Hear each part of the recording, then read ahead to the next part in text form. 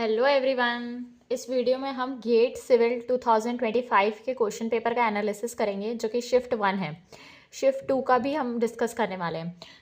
जो क्वेश्चंस हमारे को मिले हैं वो क्या हैं, उसमें फर्स्ट क्वेश्चन है the value of limit n tends to infinity bracket n minus root over n square plus n is.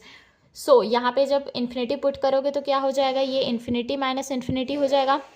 Limit find करने के लिए हमको क्या करना पड़ेगा, इसका रैशनलाइजेशन करना पड़ेगा। Limit n tends to infinity n minus root over n square plus n into rationalisation में क्या करते हैं, हम साइन चेंज करके ऊपर और नीचे मल्टीप्लाई करते हैं। ये हो जाएगा n plus root over n square plus n। Now a plus b a minus b, ये हो जाएगा limit n tends to infinity a square minus b square. ये हो जाएगा, रूट कैंसिल हो जाएगा। यहाँ से आ जाएगा n plus root over n square plus n। N square से एन स्क्वायर कैंसिल हो जाएगा, ये हो जाएगा minus n limit n tends to infinity. यहाँ से हम n कॉमन ले लेंगे, n ब्रैकेट 1 प्लस। n कैसे कॉमन होगा, जब हम रूट में n स्क्वायर को ऐसे लिख सकते हैं 1 plus n by n square. ये हो जाएगा root over 1 plus 1 by n, जब n कॉमन लेंगे हम n से n कैंसिल हो जाएगा। ये हो जाएगा limit n tends to infinity minus 1 by 1 plus root over 1 plus 1 by n। n को इन्फिनिटी पुट कर दो, 1 बाय इन्फिनिटी 0 हो जाएगा। ये हो जाएगा माइनस 1 बाय 1 प्लस 1 मीन्स 2। ये हो जाएगा minus 0.5। The correct answer is minus 0.5। Next question, if y double dash plus 0.8 y dash plus 0.16 y equals to 0 and y at 0 equals to 3 and y dash at 0 equals to 4.5, then y at 1 is dash. इसकी auxiliary equation क्या हो जाएगी, auxiliary equation ऐसे लिख सकते हैं हम n square plus 0.8 m plus 0.16 equals to 0। इसके रूट्स क्या हो जाएंगे, m प्लस 0.4 का whole square equals to 0। Roots आ जाएंगे minus 0.4 comma minus 0.4। Complementary equation क्या हो जाएगी, y इक्वल्स टू किसके इक्वल होता है, CF प्लस पी आई। यहाँ पे पी आई 0 हो जाएगा क्योंकि यहाँ पे कोई भी टर्म नहीं है राइट साइड में। सिर्फ हमको CF फाइंड करना है। y जब दो रूट्स होते हैं सॉल्यूशन क्या होता है, C1 plus C2 into x e to the power minus 0.4x mx। जब रूट सेम है तो सॉल्यूशन क्या होता है, C1 plus C2x e to the power minus mx। यहाँ पे हमारे को गिवन है at x equals to 0 y की वैल्यू क्या है, 3 है। ये यहाँ पे देखो लिखा है y की value at x equals to 0 क्या है, 3 है। यहाँ पे हम y को 3 पुट करेंगे और x को 0 पुट करेंगे। ये हो जाएगा C1, y आ गया C1। नाउ अब इससे हम C2 फाइंड करेंगे। सबसे पहले हम y डैश फाइंड करेंगे। y डैश एट x किसके इक्वल हो जाएगा, मान लेते हैं ये फर्स्ट फंक्शन है, ये सेकंड फंक्शन है। ये हो जाएगा first function into differentiation of second function और माइनस 0.4x का minus 0.4 plus second function into differentiation of first, इसका फर्स्ट का डिफरेंशिएशन। ये सिर्फ C2 आएगा, यहाँ से C1 का डिफरेंशिएशन 0 हो जाएगा। अब हमारे पास क्या गिवन है, at x equals to 0 y dash की वैल्यू है 4.5। y डैश 4.5 पुट कर दो और x को 0 पुट कर दो। यहाँ से आ जाएगी value C1 minus 0.4 plus C2, x 0 है e टू द पावर 0 1 हो जाएगा। यहाँ पे 4.5, C1 की वैल्यू 3 है हमारे पास। यहाँ से C2 की वैल्यू आ जाएगी, C2 इक्वल्स टू 4.5 प्लस 1.2। ये हो जाएगा 5.7। C2 आ गया 5.7 और C1 क्या है, 3 है। जो सॉल्यूशन है यहाँ पुट कर दो, y इक्वल्स टू क्या हो जाएगा, C1 हमारे पास 3 है 3 plus 5.7x e to the power minus 0.4x।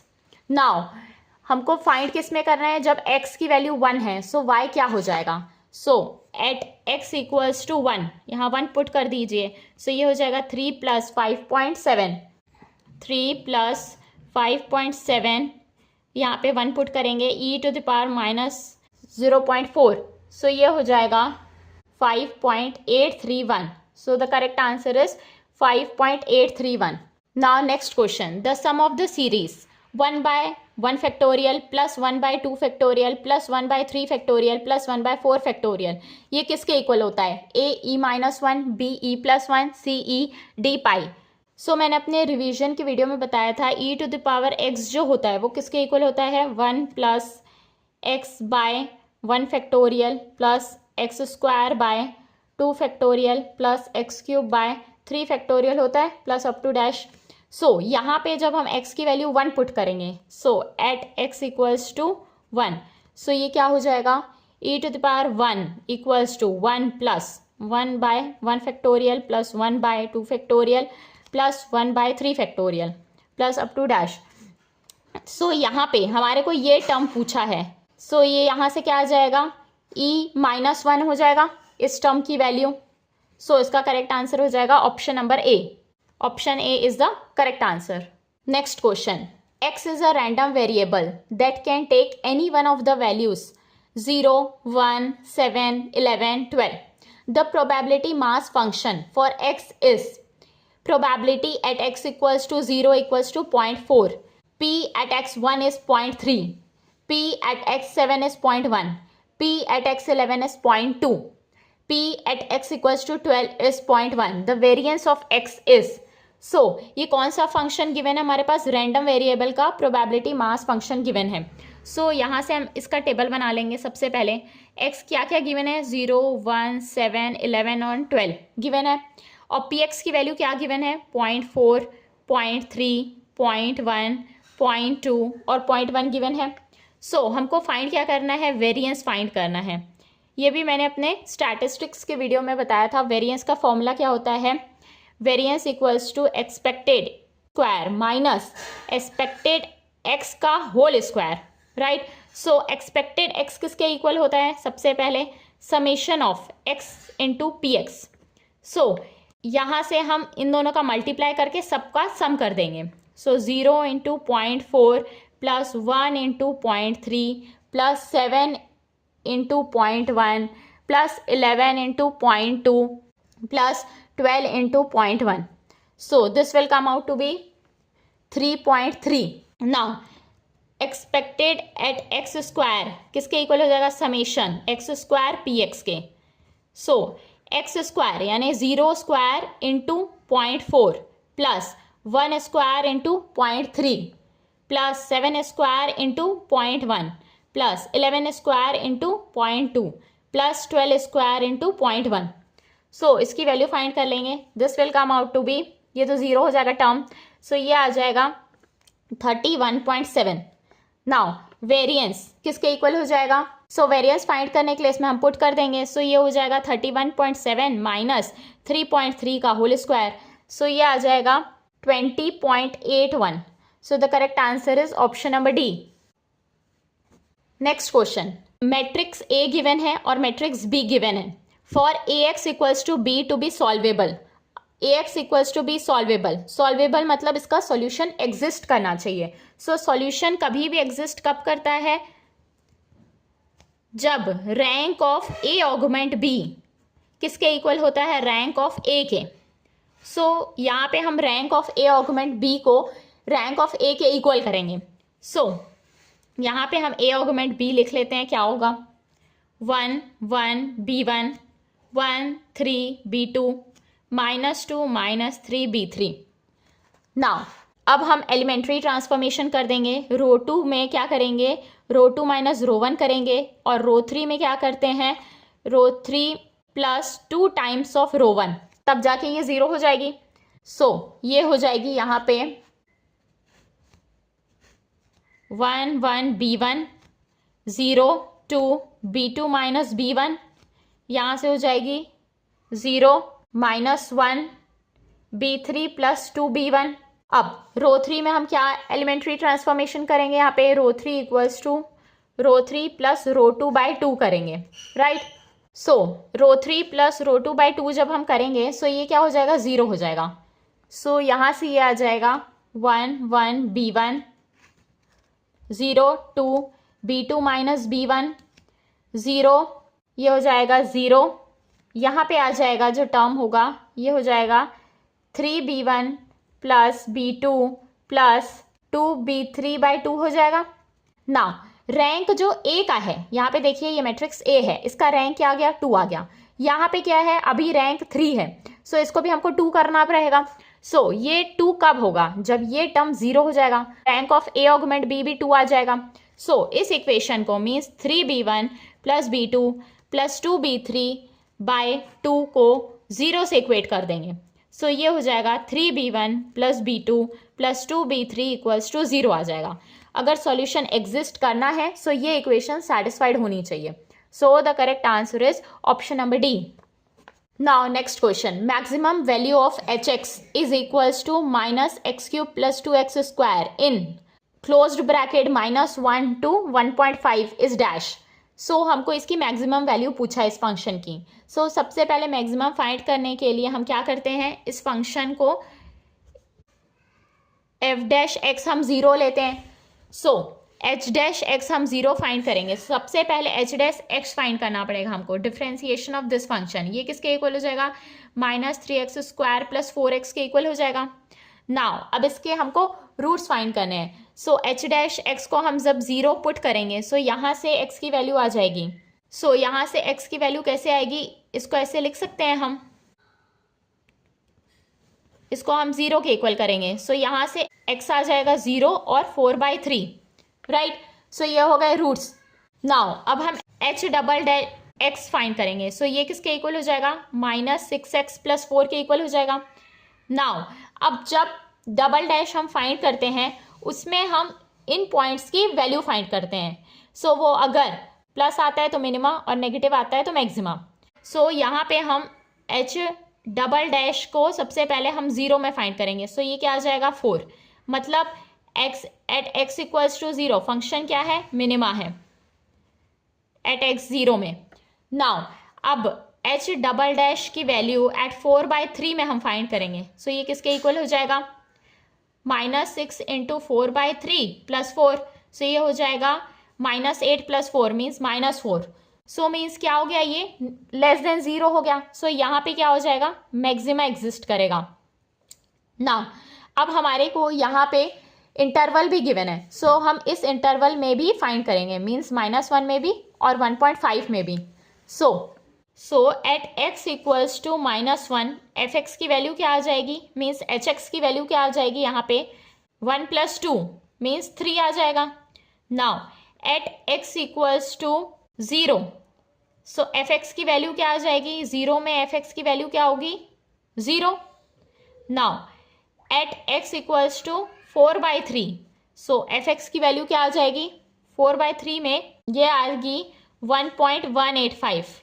Now at x equals to 1.5 में fx की वैल्यू आ जाएगी 1.5। जब आप पुट करेंगे यहाँ पे -1.5 का होल क्यूब प्लस 2x² में, सो एट x इक्वल्स टू 1.5 में fx की वैल्यू आ जाएगी 1.125। नाउ हमने देखा मैक्सिमा कब एग्जिस्ट करेगा, एट 4/3 में मैक्सिमा एग्जिस्ट कर रहा है। और यहाँ पे मैक्सिमा कब एग्जिस्ट करेगा, जब हम प्लॉट करेंगे रूट्स को। सो यहाँ पे क्या है हमारे पास -1, यहाँ क्या है 0, यहाँ क्या है 4/3, ये है 1.5। यहाँ पे वैल्यू क्या आ रही है 3 आ रही है x की, यहाँ पे क्या आ रही है 0 पे 0 आ रही है। सो इस तरीका का ग्राफ है, राइट। और यहाँ पे 4/3 में इसकी वैल्यू क्या है 1.185 है और यहाँ पे क्या वैल्यू है 1.125। सो जो मैक्सिमम वैल्यू है वो क्या है, यहाँ पे 3 है। 3 सबसे बड़ी वैल्यू है क्योंकि जब भी इंटरवल गिवन होता है सो हम इंटरवल में भी फाइंड करते हैं। हमारे पास 2 जो रूट्स आए उसमें तो फाइंड करेंगे ही। सो यहाँ पे जो वैल्यू आई है, जो इंटरवल में जो वैल्यू आई है वो सबसे बड़ी है। सो हमारे को मैक्सिमम वैल्यू पूछा है इस फंक्शन की। सो जो मैक्सिमम वैल्यू होगी वो इस इंटरवल के अकॉर्डिंग आएगी एट x -1 में, जो कि 3 है। सो हमको फंक्शन की वैल्यू पूछा है। सो the correct answer will be 3। Next question. A one-way single-lane road has traffic consisting of 30% trucks and 70% cars. The speed of the trucks follows a uniform random variable URV over the range 30,60 kmph, while speed of the car follows a uniform random variable over the range 40,80 kmph. If the speed limit of the road is 50 kmph, what percentage of vehicles exceed the speed limit? Round the final answer to 1 decimal place. So हमारे पास given क्या है? Uniform random variable given है. Now let मान लेते हैं x जो है वो ट्रक है और y जो है कार है. सो जो x है, ट्रक्स कितनी है? 30% है और कार कितनी हो गई? 70% कार्स हैं. सो x यहाँ पे जो है वो क्या बिलोंग्स कर रहा है? रेंज क्या है? 30,60 और y की रेंज क्या है? 40,80. नाउ जो स्पीड लिमिट है रोड की वो क्या है? 50 kmph है और x जो है वो यहाँ पे क्या है? देखो स्पीड जो है वो कार की फॉलो कर रही है यूनिफॉर्म रैंडम वेरिएबल और स्पीड जो है वो ट्रक की वो भी फॉलो कर रही है यूनिफॉर्म रैंडम वेरिएबल, राइट. सो x और y जो है वो यूनिफॉर्म रैंडम वेरिएबल है.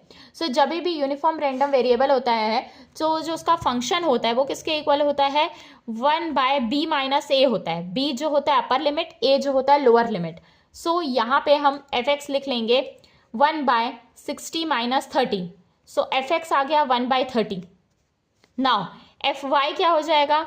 1 अपर लिमिट 80 है, लोअर लिमिट 40 है. सो ये हो जाएगा 1/40. fy आ गया 1/40. नाउ हमारे पास पूछा क्या है? Percentage of vehicle exceed the speed limit. Means car भी और ट्रक भी दोनों हमको फाइंड करना है, फिर हम दोनों का प्लस करेंगे जो स्पीड लिमिट को एक्सीड करेंगे. सो सबसे पहले हम ट्रक का फाइंड कर लेते हैं. Probability of truck exceeding the limit, exceeding the speed limit. So 50 है kmph, exceeding the limit means 50 kmph. So हम इसको ऐसे लिख सकते हैं p at 50, x belongs to 50. So probability जब है x बिलोंग करेगा 50 to 60 में. सो ये हो जाएगी integral a to b. So a क्या है? 50 और b क्या है? 60. 1/fx dx. fx क्या है? 1/30. सो ये 1/30 dx हो जाएगा. सो ये हो जाएगा 1/30 x की value upper limit 60 minus lower limit 50. सो ये हो जाएगा 10/30. सो ये हो जाएगा 1/3. नाउ अब हम फाइंड करेंगे probability of car exceeding the limit. जब कितनी कार्स लिमिट को एक्सीड करेंगी. So probability y belongs to 50 and 80. Upper limit क्या है? 80 है. सो ये हो जाएगा a to b function y dx. Function y क्या है? 1/40. सो ये हो जाएगा 80 माइनस 50/40. सो ये हो जाएगा 30/40, 3/4. सो ये आ जाएगा 0.75. नाउ अब हमारे को पूछा क्या है? कितनी व्हीकल्स, परसेंटेज पूछा है जो स्पीड लिमिट को एक्सीड करेंगी. So percentage vehicle exceeding the limit. So ये किसके इक्वल हो जाएगा? इसकी प्रोबेबिलिटी कितनी है? ट्रक की 1/3 और ट्रक हमारे पास कितने परसेंटेज है? 30%. सो ये हो जाएगा इंटू 30% प्लस कार की प्रोबेबिलिटी क्या आई? 3/4 डायरेक्ट लिख लीजिए इंटू का ट्रक कितने परसेंट है? 70% ट्रक्स है हमारे पास. सो इसको फाइंड कर लेंगे. This will come out to be, ये हो जाएगा 10%, ये हो जाएगा 52.5%. सो ये 10 प्लस 52.5 हो जाएगा 62.5%. सो this is the correct answer. 62.5% vehicles जो हैं वो स्पीड लिमिट को क्रॉस करेंगी. Now the next question is, ये हमारे को बियरिंग दिया हुआ है क्वाड्रेंटल बियरिंग के फॉर्म में एंड 30 डिग्री वेस्ट. इसको हमको होल सर्कल बियरिंग पूछा था पेपर में. सो मैंने बताया था होल सर्कल बियरिंग हम लोग नॉर्थ से लेते हैं. सो यहाँ पे दिया क्या है? गिवन क्या है? North 30 waste. सो ये 30 डिग्री है. होल सर्कल हम यहाँ से लेते हैं. सो ये 360 पूरा एंगल होता है. सो 360 माइनस 30. सो ये हो जाएगा 330. सो होल सर्कल बियरिंग आ जाएगी. नाउ एक क्वेश्चन था कि कौन सा ऑप्शन करेक्ट है कर्वेचर करेक्शन के लिए. A 1/d², B D C d to the power 1/2 d square. So curvature correction का फॉर्मूला क्या होता है, -0.0785 d स्क्वायर। सो कर्वेचर करेक्शन जो होता है वो डायरेक्टली प्रोपोर्शनल होता है d स्क्वायर से। सो करेक्ट आंसर हो जाएगा option number D. Now 10th question, यहाँ पे हमारे को रिटर्न पीरियड पूछा था, मीन्स टी फाइंड करना था, डिजाइन लाइफ गिवन थी 25 ईयर्स और रिस्क 5% गिवन है। सो रिस्क का फॉर्मूला क्या होता है, मैंने बताया था आपको, risk equals to 1 minus q to the power n होता है। क्यू किसके इक्वल होता है, 1 माइनस पी के। सो ये हो जाएगा 1 माइनस 1 बाई टी, राइट। ये किसके इक्वल होता है, 1 माइनस पी के, और पी किसके इक्वल होता है, 1 बाई टी के। टी यहाँ पे रिटर्न पीरियड होता है।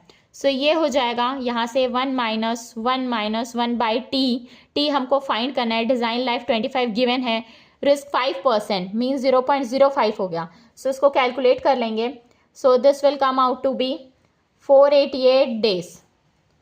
So the correct answer is this. Next question, what is the correct answer at question mark? यहाँ पे क्वेश्चन मार्क गिवन है, यहाँ पे हमारे को 3 फिगर्स गिवन है। यहाँ पे जो शेडेड पोर्शन है ये कितना डिग्री है, 90 डिग्री है।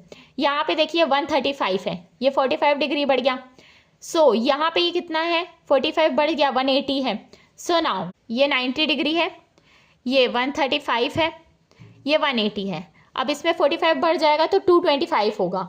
225 किस में है, ए और सी में है, इसमें है नहीं, इसमें है नहीं। सो कौन सा आंसर सही होगा, यहाँ पे क्या है, अपोजिट साइड है शेडेड एरिया, हम जा इस साइड रहे हैं, शेडेड पोर्शन बैकवर्ड है। सो इसका करेक्ट आंसर हो जाएगा option number A. Next question, aeration can be employed for which one of the following, iron, manganese, cadmium और यहाँ पे जिंक गिवन है। सो जो एरेशन होता है वो बेसिकली आयरन और मैंगनीज के लिए होता है। सो इसका जो करेक्ट आंसर हो जाएगा ए और बी हो जाएगा, राइट।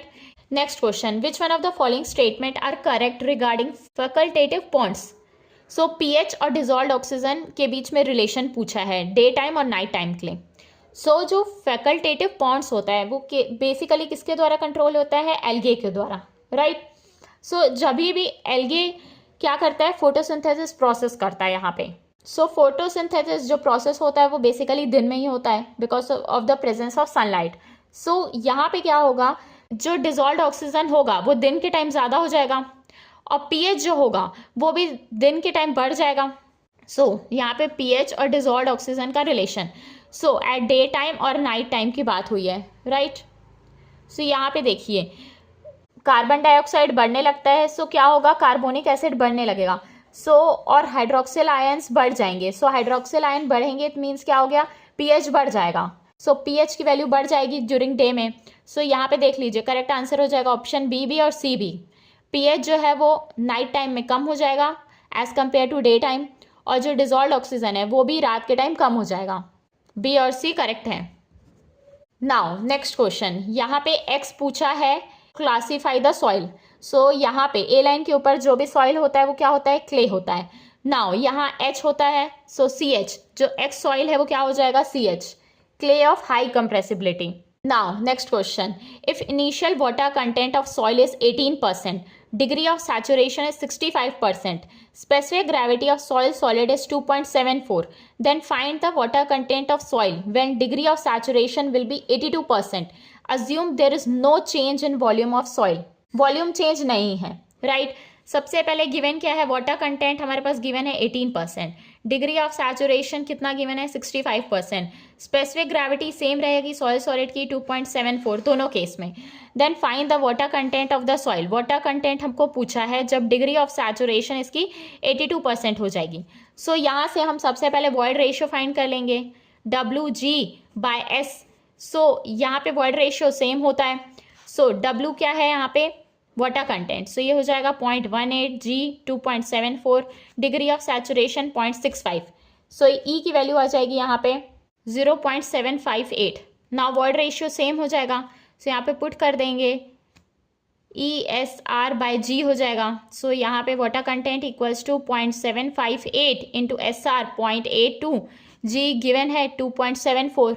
सो यहाँ से W की वैल्यू आ जाएगी, this will come out to be 0.227। So water content हो जाएगा 22.7%। Next question, a hydraulic jump is forming through a rectangular channel of width 5 metre if discharge passing through the channel is 15 meter cube per second and upstream depth is 5 meter, then power loss in kilowatt through the jump is dash. G equals to 9.81 meter per second square, gamma W equals to 1000 kg per meter cube, alpha equals to 1. So alpha basically हम 1 ही लेते हैं derivation के time में भी. अगर alpha 1 नहीं भी given है तो भी यहाँ पे अल्फा 1 ही है.